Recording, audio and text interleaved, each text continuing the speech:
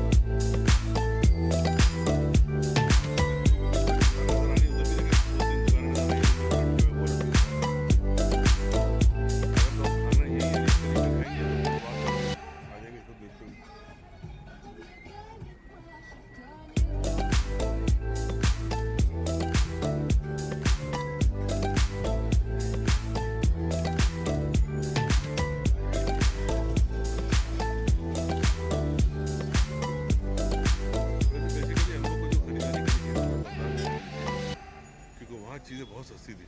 अच्छा, हाँ, बहुत चीप है, बहुत ज़्यादा।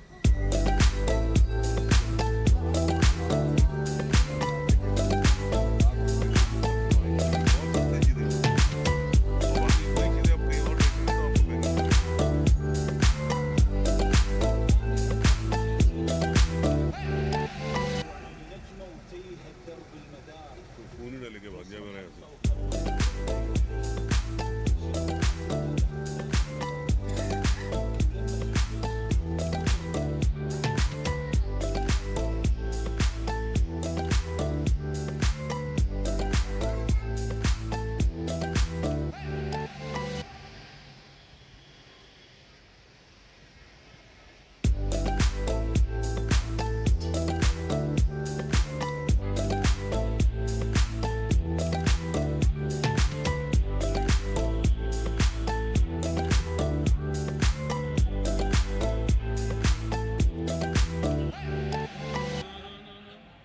لا لا لا لا لا لا لا يا عم، لا لا